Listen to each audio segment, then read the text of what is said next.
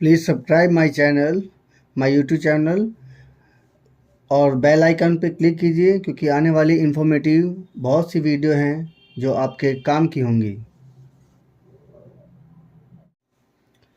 Good morning साथियों, आज की जो समीक्षा है वो है न्यायपालिका के भ्रष्टाचार के बारे में पढ़ेंगे छात्र।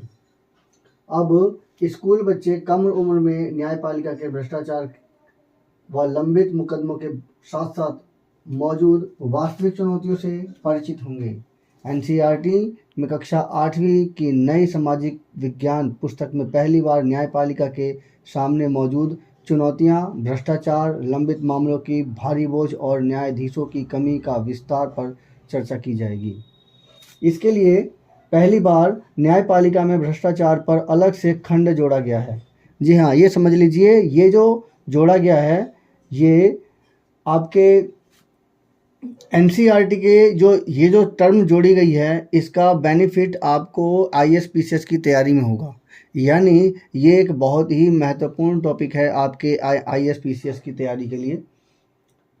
तो न्यायपालिका में भ्रष्टाचार पर एक अलग से खंड जोड़ा जाएगा। जाहिर सी बात है, जब ये जोड़ा जाएगा तो इससे फिर लोगों को जन जागरूक होएगा और मतलब आईएएस-पीसीएस की पेपरों में और नॉर्मल 10th क्लास के और एनसीईआरटी के पेपरों में ये आएगा। हमारे समाज में न्यायपालिका में भूमिका शीर्षक अध्याय में स्पष्ट किया गया है कि न्यायाधीश आचार संहिता से बंधे होते हैं जो उनके न्यायालय के भीतर और बाहर दोनों प्रकार के आचरण को नियंत्रित करती है। पुस्तक यह भी स्वीकार करती है कि विभिन्न स्तरों पर भ्रष्टाचार के अनुभव सामने आते हैं जिससे गरीब और वंचित वर्गों के लोगों को न्याय तक पहुंच पाना प्रभावित कर सकती है।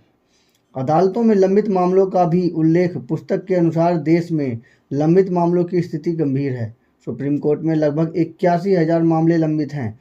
विभिन्न उच्च न्यायालयों में करीब 62,40,000 और जिला और अधीनस्थ अदालतों में लगभग 4,70,00,000 मामले लंबित बताए गए हैं। कुल लंबित मामलों की संख्या 5 करोड़ से अधिक है। शिकायत व्यवस्था के बारे में जानेंगे छात्र। देखिए, लंबित मामले कितने, 4,70,00,000 मामले लंबित हैं। ये बहुत बड़ा आंकड़ा होता है। और उच्च न्यायालयों में 62,40,000 मामले हैं लंबित। पुस्तक में शिकायत व्यवस्था के बारे में जानेंगे छात्र। पुस्तक में न्यायपालिका के आंतरिक जवाबदेही तंत्र का उल्लेख करते हुए centralize public grievance redress and monitoring system CP grams के माध्यम से शिकायत दर्ज कराने की व्यवस्था का जिक्र है। वर्ष 2017 से 2021 के बीच इस प्रणाली के जरिए 1600 से अधिक शिकायतें प्राप्त होने की जानकारी दी गई है। 2017 से 2021 मतलब लगभग 5 साल के बीच में ये 1600 से अधिक शिकायतें प्राप्त होने की जानकारी दी गई है। अध्याय में यह भी स्पष्ट है कि गंभीर आरोपों की स्थिति में संसद महाभियोग प्रस्ताव पारित कर न्यायाधीश को पद से हटा सकती है। ये बहुत बड़ी बात है जिसमें यह दिखाया गया है कि गंभीर मामलों की स्थिति में संसद महाभियोग प्रस्ताव पारित कर न्यायाधीश को पद से हटा सकती है। 81,000 मुकदमे लंबित सुप्रीम कोर्ट में हैं। 62.4 लाख केस यानी 62,40,000 केस देश में हाई कोर्ट में अटके हैं। 4.70 करोड़ मामले जिला और अधीनस्थ अदालतों में हैं। 5 करोड़ मुकदमे देश भर के अदालतों में लंबित हैं। 1600 शिकायतें 4 वर्षों में भी की गई सीपी ग्राम्स पर हैं। कार्यपालिका विधायिका में भ्रष्टाचार विषय क्यों नहीं जुड़ा, सिब्बल कह रहे हैं।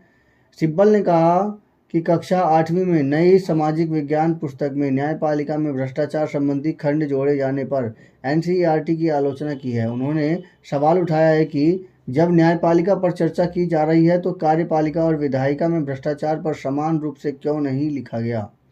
ये बहुत बड़ी बात लिखी है इन्होंने।